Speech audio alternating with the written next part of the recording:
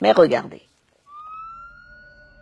Tout ce qu'il pouvait faire, c'était tourner le volant. Il y a eu un crissement et tout s'est arrêté.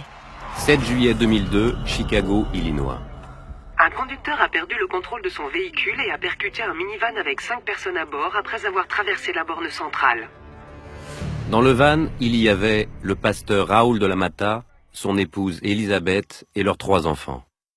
J'ai été fort perturbée par ce que je voyais.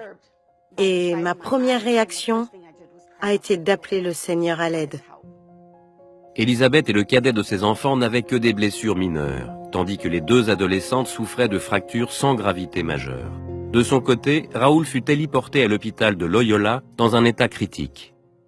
Ils m'ont dit « Nous sommes désolés, mais votre mari est entre la vie et la mort. » Je me sentais impuissante. Raoul souffrait de fractures multiples aux bras, fémurs et pelvis, mais le souci majeur des médecins était de le maintenir en vie. Sa tension avait atteint un niveau critique et il souffrait d'hémorragie interne.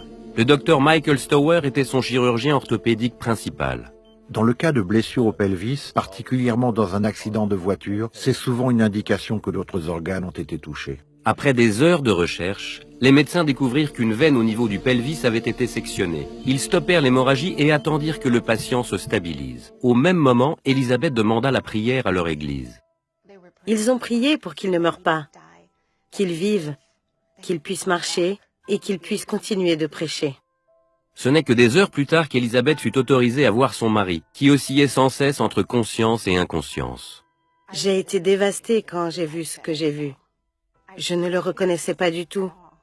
J'ai retenu mes larmes parce que je voulais être une épouse forte et je lui ai dit « Chérie, nous allons bien. Nous t'aimons et nous prions pour toi. Tu vas t'en sortir. Tu es fort, tu es un conquérant. » Ils prièrent toute la nuit. Au matin suivant, Raoul était stable. Les médecins s'attelèrent alors à réparer les fractures et cherchèrent les signes de lésions internes. Elisabeth se souvient de la nouvelle. Aucun organe interne n'avait été perforé. Quand le médecin est venu me l'annoncer, il m'a dit « Il n'y a que quelques os de cassés. Nous pouvons nous en occuper sans problème. » J'ai ressenti une grande paix.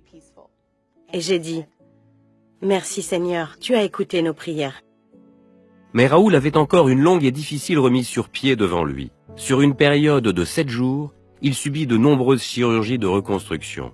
Par la suite, après son réveil, il fut cohérent pour la première fois depuis son accident. Le docteur Stower est entré et je me souviens qu'il a dit « Vous avez eu un accident de circulation très grave et vous allez être incapable de marcher pendant au moins 2 ans. » C'était comme si on avait mis tous mes rêves dans un gros pétard qu'on faisait exploser sous mes yeux. J'ai répondu « Mais qu'est-ce que je vais faire de ma vie ? Incapable de me tenir debout, incapable de jouer avec mes enfants, incapable de jouer au tennis avec mon fils ?» J'étais désespéré. Je me suis dit que si le Seigneur n'intervenait pas, j'étais cuit. Mon histoire était finie. Raoul, sa famille et d'autres se mirent à prier, tandis qu'il entamait une kinésithérapie rigoureuse. C'était tellement dur de le voir suivre ce traitement, mais il était très fort et il avait décidé d'aller mieux. Les progrès de Raoul furent bien plus rapides que prévu. Et après seulement 11 mois de thérapie, il était à nouveau sur ses pieds. Du déambulateur aux béquilles, des béquilles à la canne, puis de la canne, je marche en me faisant assister par quelqu'un. Et enfin, j'ai pu marcher par moi-même. Et contrairement à ce que les médecins avaient dit, ça n'a pas pris 2 ans. Aujourd'hui, Raoul marche sans aucun problème. Quand il ne s'occupe pas de son église avec Elisabeth, en Illinois, il voyage dans le monde pour partager leur histoire. Peu importe à quoi la situation ressemble, l'amour et la lumière de Jésus vous en feront sortir. Criez à Dieu votre Sauveur et il aidera. Il vous aidera et il vous rencontrera là où vous êtes.